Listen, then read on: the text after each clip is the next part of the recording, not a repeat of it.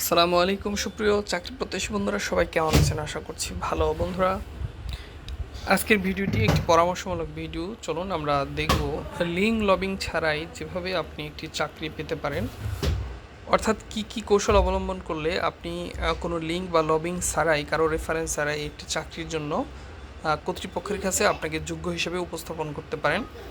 সেই রকম কিছু টেকনিক বা ভিডিও পরামর্শমূলক একটি কলাম কিন্তু একটি পত্রিকাতে প্রকাশ হয়েছে। আমি তারই সারাংশ আপনাদের সামনে উপস্থাপন করব। দেখি এখানে কি বলেছে। সময়ের সঙ্গে পাল্লা দিয়ে প্রতিনিয়ত পরিবর্তন হচ্ছে প্রতিযোগিতামূলক চাকরির বাজার, সেই সঙ্গে বদলে যাচ্ছে বাজারের চাহিদাগুলো।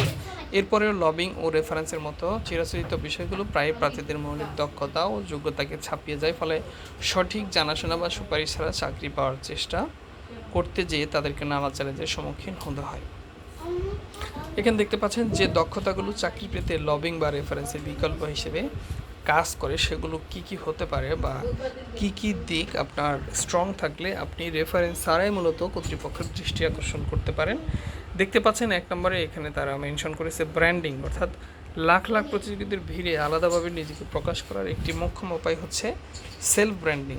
এটি একজন ব্যক্তির কাজ, অভিজ্ঞতা, দক্ষতা অর্জনগুলো পরিবেশনের মাধ্যমে তার একটি স্বতন্ত্র পেশাদার পরিচয় তৈরি করে। এর ফলে নির্দিষ্ট ইন্ডাস্ট্রির কর্মকর্তারা তাদের নির্দিষ্ট কাজের জন্য সঠিক ব্যক্তিটিকে খুঁজে নিতে পারে। আমি সময় স্বল্পতার কারণে মূলত হেডলাইন পাশাপাশি অল্প কিছু হিন্টস আপনাদের দিব। আপনারা কিন্তু চাইলে পরবর্তীতে সম্পূর্ণ যে কলামটি সেটি কিন্তু পড়ে নিতে পারেন। এরপরে 2 নম্বরে রয়েছে যোগাযোগের দক্ষতা। শুধু কর্মক্ষেত্রে নয়, জীবনের যে কোনো কাজের জন্য সঠিকভাবে যোগাযোগ করা সবচেয়ে প্রয়োজনীয় দক্ষতা। এটি মূলত মৌখিক ও লিখিত এই 2 ভাগে বিভক্ত। বিভিন্ন ক্ষেত্রে আচরণগত ভাষা, মৌখিক যোগাযোগ সহজে বোধগম্য করে তোলে। বডি ল্যাঙ্গুয়েজ, নামে পরিচিতি, এই ধরনটি মূলত দেহের অঙ্গভঙ্গির মাধ্যমে কোনো কিছু বোঝানোর চেষ্টা করে। হাত বা মাথা নাড়ানোর সঙ্গে মুখের কথার সঙ্গতিপূর্ণ হওয়া জরুরি। এর পরের যে পরামর্শটি রয়েছে সমস্যা সমাধানের দক্ষতা। চাকরির সঙ্গে সম্পর্কিত সাধারণ দায়িত্বগুলোতে আলাদা মান যুক্ত হয় সমস্যা সমাধানের মাধ্যমে। এই দক্ষতার মধ্যে রয়েছে সঠিক সমস্যাটি শনাক্ত করা, বিভিন্ন দৃষ্টিকোণ থেকে তা বিশ্লেষণ করা এবং কার্যকর সমাধানটি বের করে সেই সমস্যাটির যেন পুনরাবৃত্তি না হয় তা নিশ্চিত করা। এরপরে রয়েছে যে কোনো পরিবেশে দ্রুত মানিয়ে নেওয়া। শুধুমাত্র নতুন চাকরি প্রার্থীদের জন্য নয়, নতুন পরিবেশের সঙ্গে দ্রুত খাপ খাইয়ে নেওয়া অভিজ্ঞ লোকদের জন্য জরুরি। কেননা প্রযুক্তির উন্নতির সঙ্গে সঙ্গে প্রতিটি কর্মক্ষেত্রেই আসছে বৈপ্লবিক পরিবর্তন। প্রতিনিয়ত সামনে আসছে নতুন নতুন শর্ত, নতুন পদ্ধতি, নতুন পরিস্থিতি, আর সেই সঙ্গে পুরনো দায়িত্বের জায়গায় স্থলাভিষিক্ত হচ্ছে নতুন দায়িত্ব। এমন পরিবর্তনের ধাক্কা সামলাতে প্রায় প্রয়োজন হচ্ছে দ্রুততার সঙ্গে নতুন কিছু শিখে নেওয়া। এরপরে রয়েছে দলবদ্ধ হয়ে কাজ করার প্রবণতা। একটি ব্যবসায়িক প্রতিষ্ঠান মানেই অনেক লোকের সাথে সমাগম, আর যে কাজে যত বেশি লোক জড়িত থাকে সেই কাজে তত বেশি প্রয়োজন হয় সংগঠনের ক্ষমতা।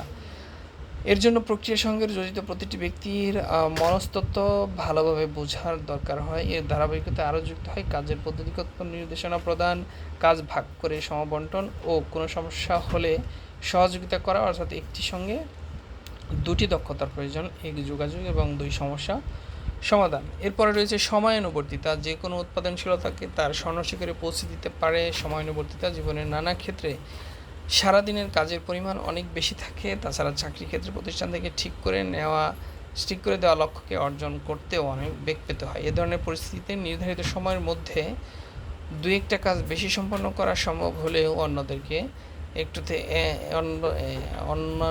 থেকে একটু এগিয়ে থাকা যায়। এরকম কাজের চাপের ক্ষেত্রে গুরুত্বের ভিত্তিতে কাজগুলোকে আগে পরে সাজানো উচিত।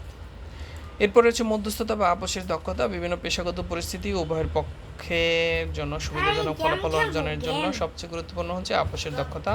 চাকরির ইন্টারভিউতে বেতন, নতুন বিনিয়োগ বা ঋণ সংক্রান্ত সিদ্ধান্ত কিংবা নানা ধরনের প্রকল্পের শর্তাদি প্রতিটি ক্ষেত্রে এই ধরনের যোগ্যতার বিকল্প নেই। এমনকি প্রতিটি ব্যবসায়িক প্রতিষ্ঠানের মৌলিক কাজ তথা পণ্য বা সেবা বিক্রির জন্য এই দক্ষতা থাকা আবশ্যক। এই দক্ষতার একটি বিরাট অংশ জুড়ে রয়েছে সঠিক যোগাযোগ। আত্মবিশ্বাস এটি এমন একটি মৌলিক বৈশিষ্ট্য যার অভাবে যথেষ্ট পারদর্শিতা থাকার পরেও নিমেষেই তা মূল্যায়ন হয়ে যেতে পারে। একজন আত্মবিশ্বাসী ব্যক্তির নিজের কর্মদক্ষতার ব্যাপারে দৃঢ়ভাবে অবস্থান নিতে হবে এবং তার কাজ সংক্রান্ত ব্যাপারে স্পষ্ট সিদ্ধান্ত নিতে পারে। এতে করে যিনি কাজ দিচ্ছেন তিনি সেই ব্যক্তির উপর পূর্ণ আস্থা রাখতে পারেন। ডিজিটাল সাক্ষরতা বর্তমান প্রযুক্তির নির্ভর কর্মক্ষেত্রে প্রতিটি বিভাগের জায়গা দখল করে নিচ্ছে। ডিজিটাল ব্যবস্থা প্রতিষ্ঠানের বিভিন্ন ব্যবসায়িক কার্যক্রম পরিচালনা করতে ব্যবহৃত হচ্ছে বিভিন্ন ধরনের সফটওয়্যার, এমনকি যে প্রতিষ্ঠানগুলো তথ্য প্রযুক্তির সঙ্গে প্রত্যক্ষ পরোক্ষভাবে জড়িত নয় সেগুলো এখন হরহামেশা ব্যবসা হচ্ছে নানান ধরনের ডিজিটাল টুলস।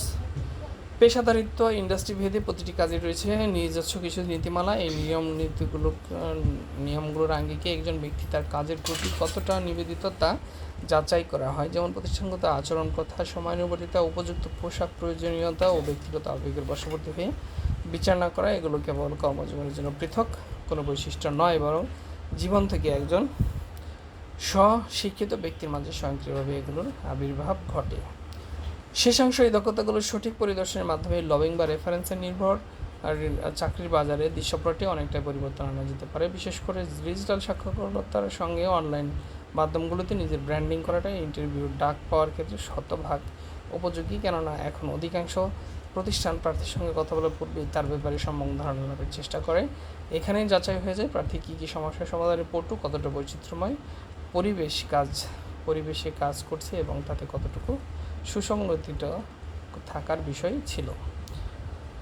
তো বন্ধুরা, যে সমস্ত বিষয়গুলো এখানে আলোচনা করা হলো, আশা করছি আপনারা এই সমস্ত জিনিসগুলো যদি কয়েকটি আপনার মধ্যে এই দক্ষতাগুলো আনতে পারেন তাহলে কিন্তু আপনি চাকরির ক্ষেত্রে কিছুটা হলেও এগিয়ে থাকতে পারেন। বর্তমান সময়ে এসে লবিং এবং রেফারেন্স ছাড়া কিন্তু চাকরি পাওয়া খুবই দুষ্কর হয়ে গেছে।